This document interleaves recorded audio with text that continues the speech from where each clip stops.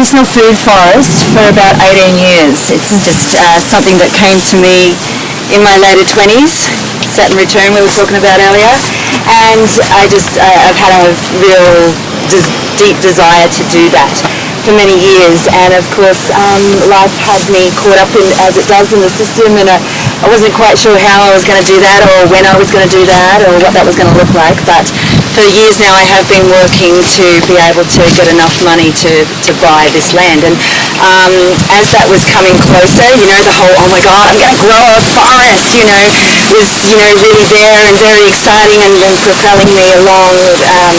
I was super inspired and excited, but I didn't really know how I was going to do that, apart from just put plants in, I've been a member of seed savers groups, and I've dabbled in the dynamics groups, biodynamic groups, and got to a couple of little permaculture bits and pieces here and there, and picked up what I could along the way. And then one day there's been a few conversations in which syntropic come up, and one day Lisa and I were talking, and she needed to go and see Neil and Jane over there at Tolga, and I was like, well, I'm all too happy to come along for that. And when I got there and spoke to Neil and Jane,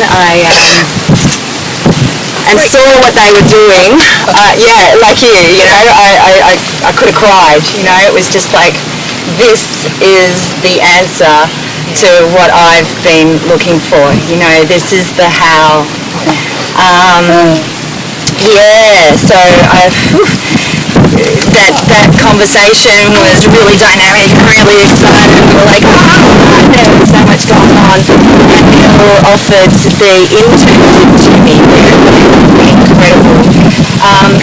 He offered that to me, and I was like, I could be here tomorrow. And I only went nearly every day for about 4 weeks.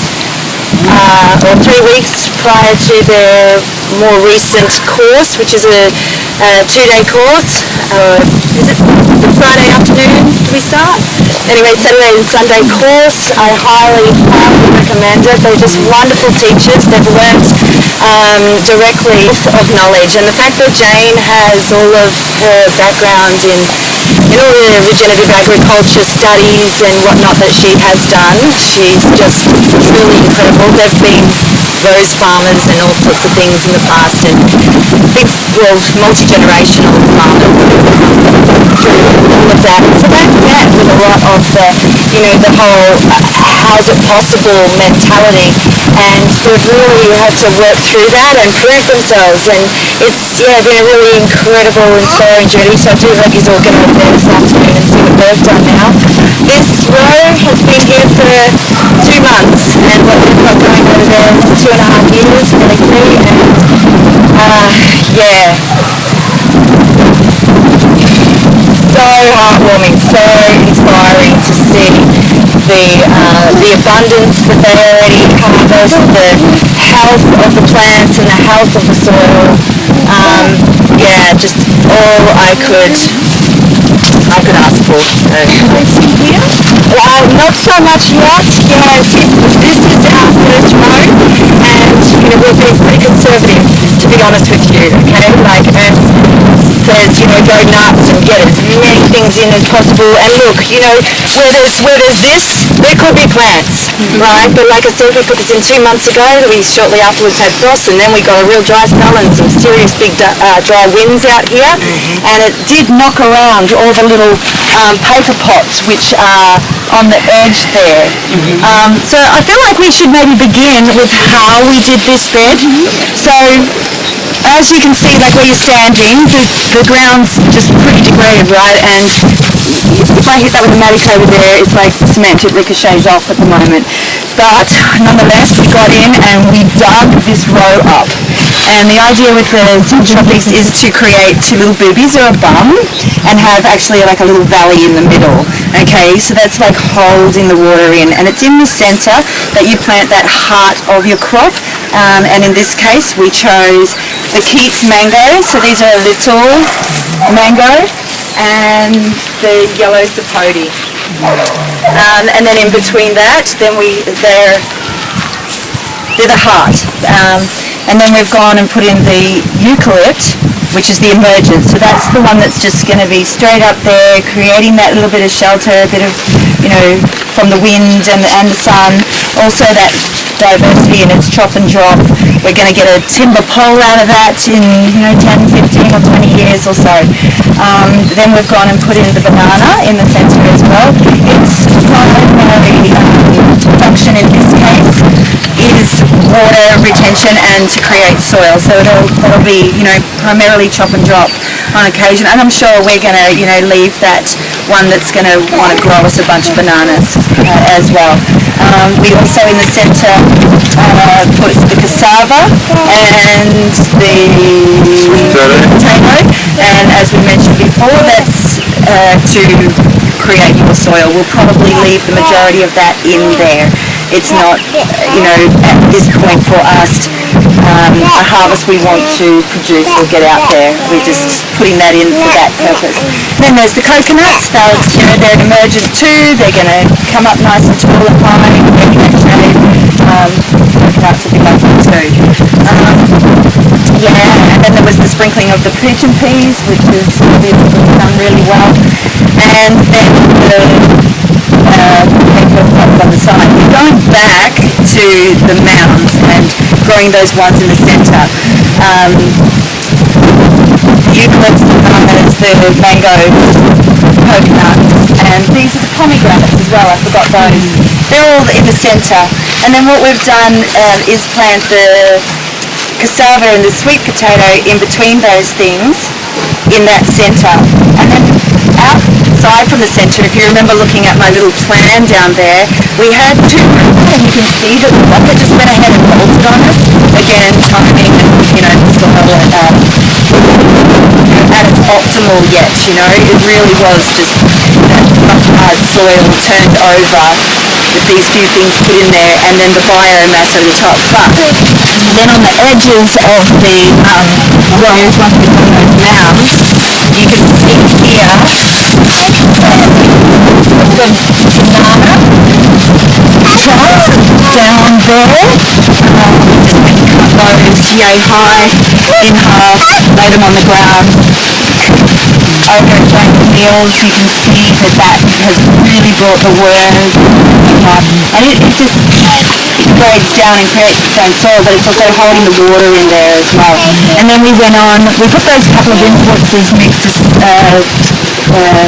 told you about earlier, a little bit of dynamic lifter and lime in the soil in the centre as well. But apart from that, it was just the wood chip that you can see here, because we stored that for free, and then there was just all of the biomass that we were able to get our hands on from this area here. So when you look up there, that's what this area looked like. It was just pretty much the brachiaria grass and those few eucalypts. So that was all just chopped and dropped in amongst all of this. And there was a few other bits and pieces that we sourced from around just to add a little bit more diversity to that. Did you go north-south or east-west? And because this is a slope, so tell us about that. Well, the slopes is here naturally. We have gone north-south because that will maximise our photosynthesis with the sun coming up over here in the east, getting all of that, and then in the west here in this side is much thicker as well. We're also lucky that north-south here directly opposes the wind. So if north-south was there, we wouldn't have gone north-south because it creates a wind tunnel effect. So, there's a huge double rise between north-south and creating that wind tunnel. So we're lucky here that north-south also negates the effect of the wind. So it doesn't create a wind tunnel. It's like giving it an hour every 2 days to begin with.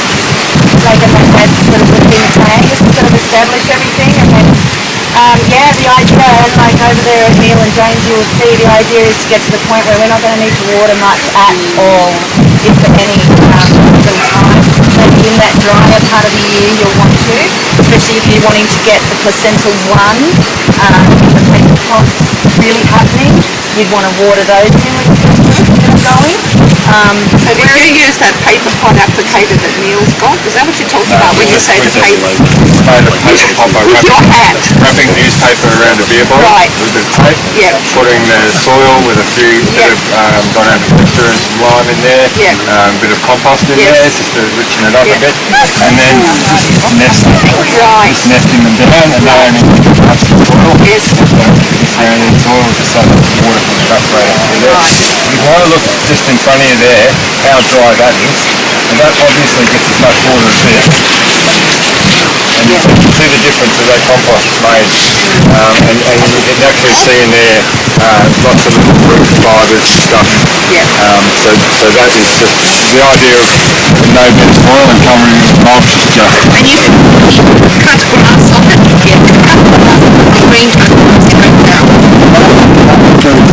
So it was already dry. There is a bit of theory that green grass decomposing can suck more nitrogen out of the soil than it actually puts back. So this grass was pretty dry anyway, and it started off probably about this high, and I imagine in 12 months it'll be gone. And if you're layering it with other dry stuff anyway. So, when these come up, where they start to turn green is where you stop pruning them. Obviously these need a little bit more growth, so we'll be pruning these as they go. We'll be starting to thin out these pigeon pea, if not removing them and planting them somewhere else. We'll be starting to thin them out. These will naturally self-seed. The cassava can be chopped back or harvested. Again, this is more about accumulation. We're accumulating biomass here, so when these the turmeric come up, we won't necessarily harvest them for us, although we do love turmeric. We'll be harvesting them and ready to crop. And then it's ready. And so 10% of it they crop back in here, 10% of it crop back in there. The cassava, just utilising it for biomass, utilising it for more plant material, because we envisage this whole area up there to be rows like this. We figure a 20-metre row, it's actually 22 metres, is enough. Any more than that, and it's just too much to do in a day, because when you come through, so say in 12 months when all these paper pots are all spent,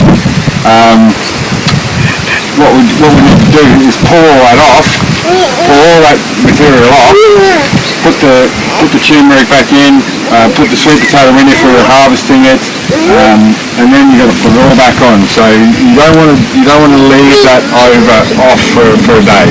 That's what they call a refit in that it makes sense to go back in, take it out again, and refit it with the next lot of crops. Not disturbing the heart.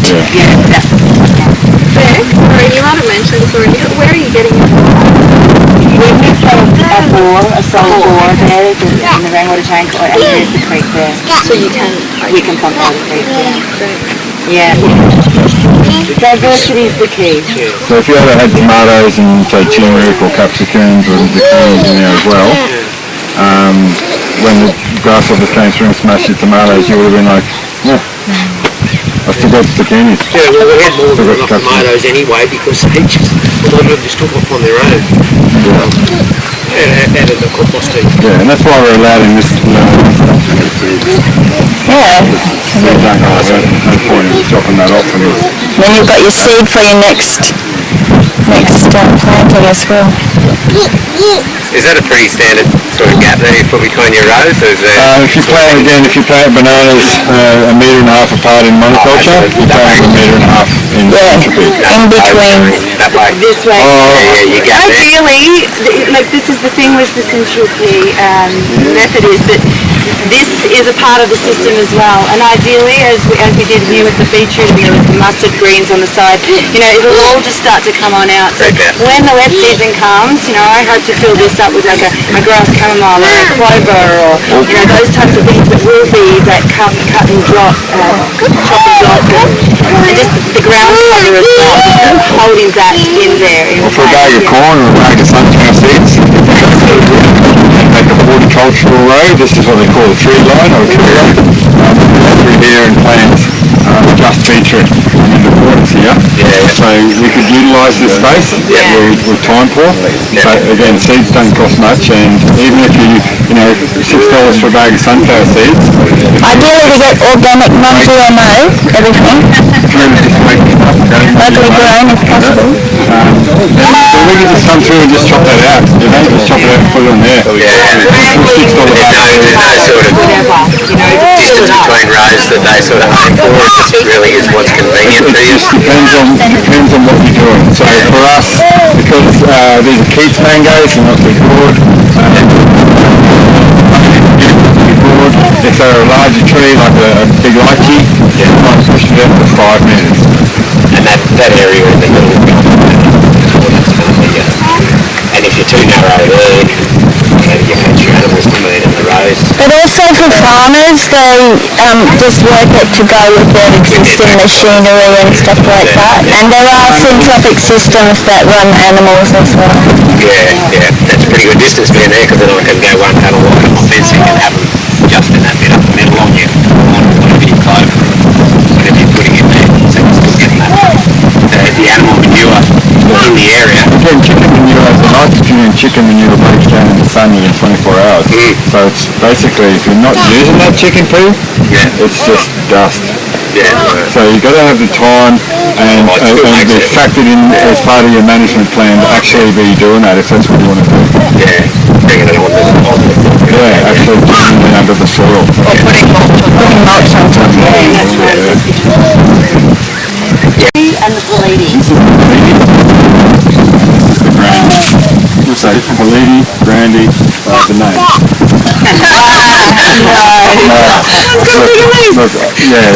They're very similar in form, they're very similar in probably water requirements, light requirements. You know, there's thousands of different types of eucalyptus, so what is the difference? Both of these are non-allelopathic, so that's why we've chosen them. But you know, as students of nature, as Scotch would say, we might look around and go, oh well, what's this one here? This one here seems to be doing well. Look at what's around here. And again, if you're botanically minded and you can determine what type of eucalypt that was, you might use that one. Because that's what's here. That's what's growing here. Native to the area. Obviously it thrives, obviously it does well. So basically, you can bring in something from outside, but ideally you want to be using what you've got around you. And that's the whole accumulation principle as well. Just grow things for the purpose of the chop and drop. Just grow that. Like if you can't grow anything else, just grow those, because that will be growing soil over time. Growing your biomass to chop and drop onto the ground. Initially we didn't think we had enough biomass here, because we wanted to chop this, and then we look at this and go, oh yeah, okay. What we were doing is we were mowing it, and when you mow it, it turns into dust and it blows away. It takes 3 months and it's gone, because it's breaking it into little chips like this. What I was doing here was raking it with the brush cutter, and then keeping it like this, and then realised, oh, actually, there's a massive amount of biomass here. Farmer Jim over here, he's slashing it, so we're going over there and raking up his row dirt that he's not using, bring it over here too. He's just letting me break down, he's not using it at all, we just slash it again next year, he doesn't care. Thanks, Farmer Joe. Thanks, Farmer Joe. So yeah, there's plenty of resources around if you look for them. Big banana crop just down the road growing in the riverbed. You know, it's like for the banana, for the edges. Use that. People are paying you to come in and take their resources off their property. You know, see the big banana farm around Walkman this whole room, yeah, well, mate, I'd love to spend 2 days out there with a backer and because ideally what I want to be doing here is making compost as well. So a compost pile the size of that trailer there would be nice. With the 501 and the 500 in there to really increase that organic matter and just leaving it, because you only need to inoculate the soil. You don't need to you don't need to plant a bit of mulch, a bit of compost. You only need a little bit of compost to get those organisms started. Yeah. When you plant banana,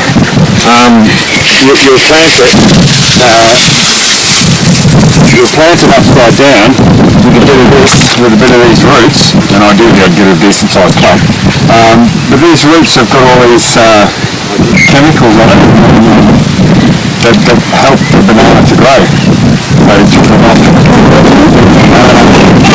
go in there and plant the banana on top of that, and you plant the banana with the eye facing down and towards the wind.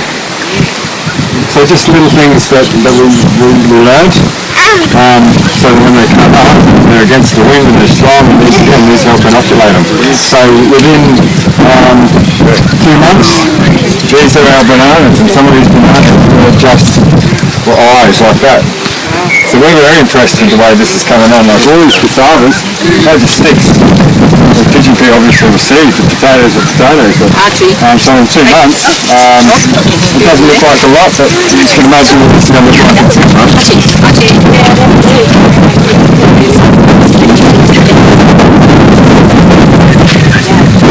There's a little video up on Kuranda TV of putting this garden in, how many weeks ago was it? It was so it's like Up there in cans on the side of the road, where people have been dumping their coconuts. So they're in a trailer full of coconuts. They're starting to shoot lots of roots on them. Free resources, you know, if you keep your eyes open, you'll find stuff everywhere. if someone's chopping out or whatever. We actually, as a part of the internship over there at Paddles in the Park, they had cut down a huge mango tree, and there it was on its side on the ground, and we were looking at it going, whoa. And he was like, we're going to clean that up, we're going to use every bit of that as biomass. Oh shit. And then with another intern and just Jane and me and the master partners, and we started by actually putting off every leaf and populating it like smaller bit, cutting the branches that would be, molded ones or whatever. And we sat there and sort of chopped all of those off, and then we carted it all over to where the garden beds were, and we actually laid down all the larger pieces of the timber in the bed in some really degraded soil areas that Jane wanted to clean back. We actually laid like a bridge of all the timber in place there, and then we put the smaller bits on top, and then we put the leaves on top, and then we just put a little bit of the grass on top. And we'll get to see that today. I'm so excited to see what that's producing, because the timber we've learnt goes a long way to feeding the fungus. Yeah. And you can really see it. You see that white hair through the fungus when you look at wood chip or whatever that's been sitting on the ground. It's kept down. Yeah. These plants over here between the fence and the wood pile, they were put in probably 8 months ago, and really they're lucky to survive there. Yeah. And it's then they march around them, not getting enough water. They've grown 4 inches in the last 2 months. These have put on an amazing amount of growth. So bananas have come up, everything's coming up in this space, and it's simply because it's the biomass, it's the ground cover, keeping that water in there. So water is life, and that stuff there holds it. Where are you getting your left from? The Riga nursery? Yeah, just $2.50. Yeah, right. Neil's done some study on how much it costs him, time, water, energy to do it, and he's looking at $3.50. So $2.50. There's also a really big gap too in the system up here in the north, because so many people are included in the system. So what is interested in doing nursery plants, there's going to be thousands and thousands and thousands going out at a time, and organic nurseries. So we put in silky oak, iron bark, silky oak, iron bark, silky oak, iron bark. Big debark, big logs over there, put all the bark down, all the grass is just raked from over here, and just to try and cover that soil. We've sprinkled sunflowers, they'll be great biomass in the future. So put them out and use them in our road. They do go pretty wild. You can also make arrowroot flour out of those, that's where it comes from. David Vicky said after 81 years of life, he said if I can leave you with anything, I'll tell you, just begin. Whatever it is that you're trying to do, just start now. Because they put it in there now, why wait? Same thing here, you know, we had leftover plants, obviously this road isn't planted its potential, but we had it side, back out of the skin and you know, the weed eater, and let's just start, let's just get these plants in, because why wait? They're only going to die straight out. But, you know, whatever you can do now, and, you know, in the doing comes the motivation. And all the inspiration from everything growing so quickly. Yeah. You needed to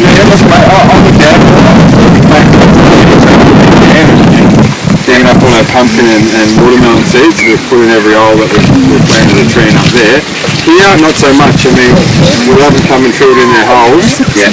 But again, in a healthy system, mate, there's enough coming over there, guys. You know, there's not that many here, and you know, like if they hammered all that, well, they're making their contribution. They leave their little poos in there.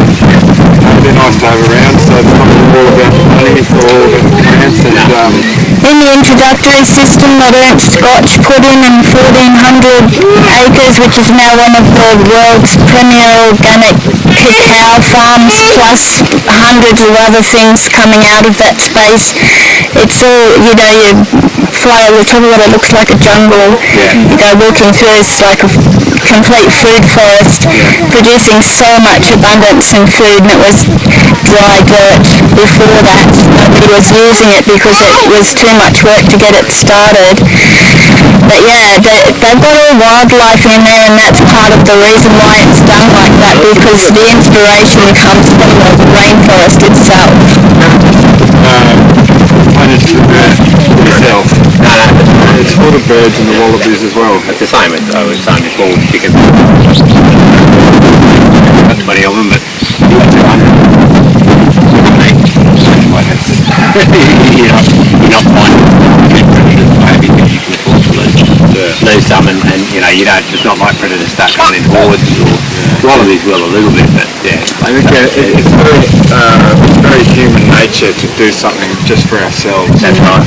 And I think it's a little bit out of line with syntropy and working with the natural system if we don't consider those wallabies as part of that. Yeah. They really, I don't mind if the wallabies come through and nibble a piece off here and there. Well, we've planted enough, you know, we've planted a banana every 2 metres in here. Well, sometimes things come and nibble, and then there's a whole new lot of shoots, and that makes more branches and more biomass the next time. In a system of syntropic, exponential abundance, there's enough for everything. Yeah. Where's that farm that you mentioned, Lisa? At Tolga, we're going there this afternoon, Oh, the one that Ernst Scotch put in Brazil. Yeah. Life in Syntropy. Check out the video. Yeah.